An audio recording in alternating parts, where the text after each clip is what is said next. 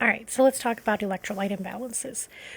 First and foremost, let's discuss expected reference ranges. You must know the following. Sodium, 135 to 145 milliequivalents per liter. 135 to 145, okay? Calcium, 9 to 10.5. That's milligrams per deciliter. Potassium, 3.5 to 5 milliequivalents per liter. Magnesium, 1.3 to 2.1. Okay, milliequivalents per liter. The two you don't really need to know, it would be nice if you did. Chloride, 98 to 106 milliequivalents per liter. Phosphorus, 3.0 to 4.5 milligrams per deciliter. So again, you don't really need to remember milliequivalents or milligrams. You just need the numbers. Sodium's 135 to 145. Calcium is 9 to 10.5. Potassium is 3.5 to 5. Magnesium is 1.3 to 2.1. We are going to focus on the highs and lows for sodium and potassium, and then just the lows for calcium and magnesium. Okay? So let's get started. Hypernatremia. This is a sodium level above 145. Okay? Think salty diva. Okay? Risk factors include excessive water loss. That could be from diabetes insipidus, prolonged fevers, profuse sweating, or constant diarrhea. Maybe the patient took in too much sodium.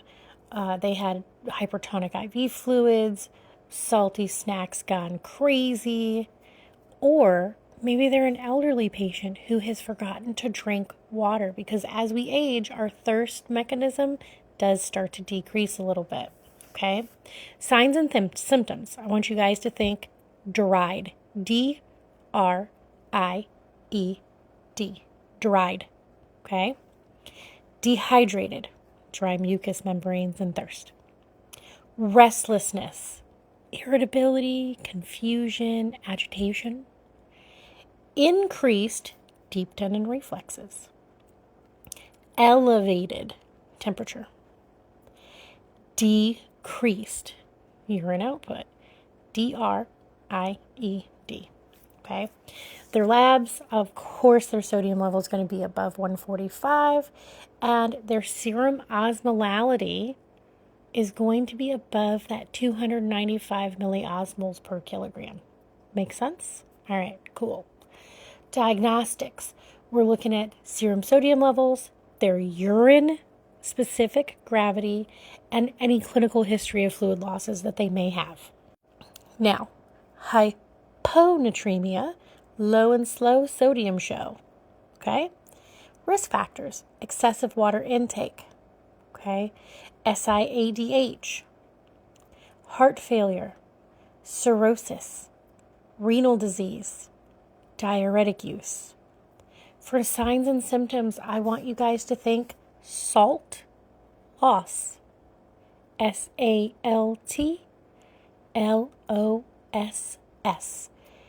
Stupor or coma. Anorexia, that may also include nausea and vomiting. Lethargy. Tendon reflexes decreased. And limp muscles, also known as weakness. Orthostatic hypotension. Seizures, which may also include a headache. And stomach cramping. Salt loss.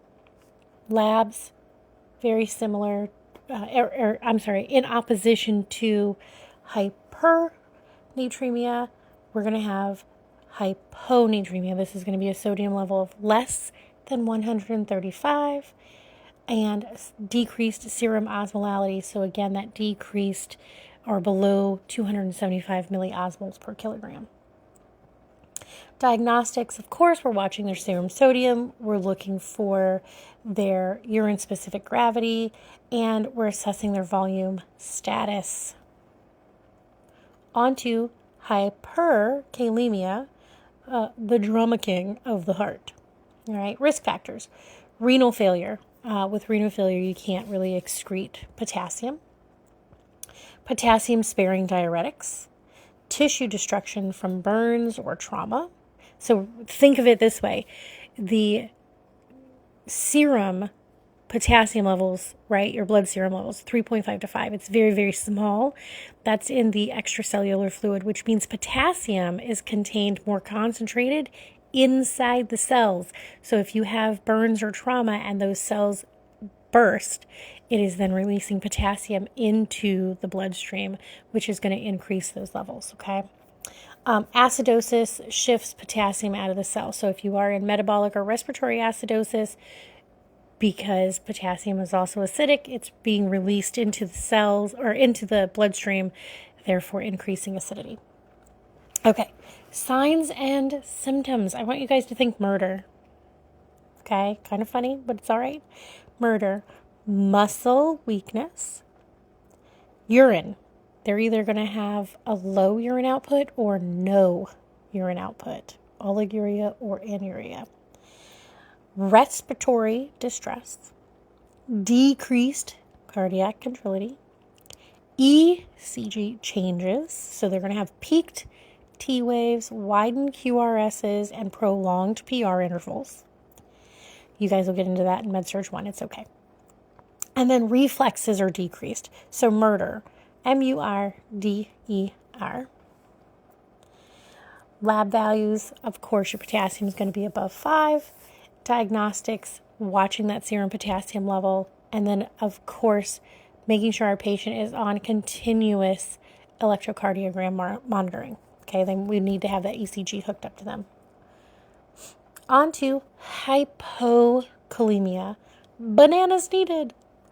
Risk factors include loop and thiazide diuretics, vomiting and diarrhea, so those GI losses. Excess insulin. Insulin and potassium work very well together. So if you have too much insulin, it will decrease the amount of potassium floating in your bloodstream. And then alkalosis. It shifts that potassium into the cells, kind of like insulin does. It shifts it into the cells. All right, so for signs and symptoms, I want you guys to think suction, okay? Skeletal muscle weakness. You're going to have a U wave on your ECG. Constipation, toxicity for digoxin, irregular pulse, orthostatic hypotension, and numbness or paresthesias. Okay, so SUCTION, suction. Your lab value, of course, is going to be a decreased potassium. That's below 3.5. And diagnostically, we are watching serum potassium, but we are also maintaining that ECG on our patients because we want to make sure that their heart rhythm normalizes. All right, so now we're going to just the two lows. The first one is hypocalcemia. Think twitchy and crampy, okay? Risk factors include hypoparathyroidism, vitamin D deficiency, renal disease, pancreatitis. Other reasons could also include that they're not taking in enough calcium, which is going to obviously affect their calcium levels. So for this one, I want you to think cats, numb. Cats, I know it's weird, cats and then an N.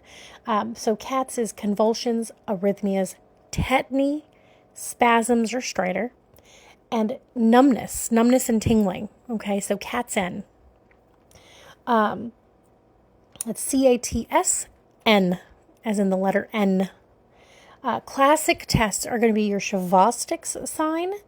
That is the cheek twitching when you tap on the facial nerve. And Trousseau's sign. That is a carpal spasm when you inflate a blood pressure cuff. Okay. Labs are going to be that decreased calcium, so below our 9.0, okay, so below 9. Calcium also comes in an ionized form in the bloodstream. It says less than 4.5. I would rather you focus on regular calcium for right now. Diagnostically, of course, we're going to monitor that calcium, the serum calcium, the total, as well as the ionized. But we're also going to monitor parathyroid hormone. So your parathyroid is responsible for calcium reabsorption, and therefore, if your parathyroid is not working correctly, you could become hypocalcemic.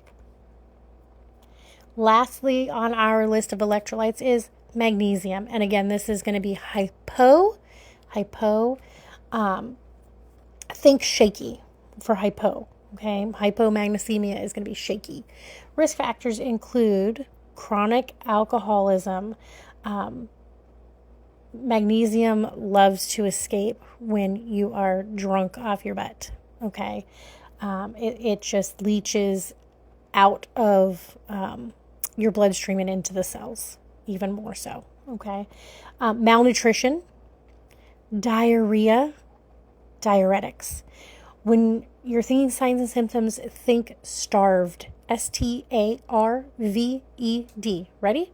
Seizures, tetany, anorexia, rapid heart rate, vomiting, emotional changes that may include irritability, anxiety, depression, agitation, and then deep tendon hyperreflexia. Okay. On your ECG, you're going to see a prolonged QT. Your patient is at risk for torsades, which is a type of ventricular tachycardia. Labs, that magnesium level is going to be below 1.3. So your diagnostics, we're watching that serum magnesium level as well as maintaining that ECG on our patient. As far as nursing goes, for all electrolyte imbalances, we're checking serial electrolytes. We have to.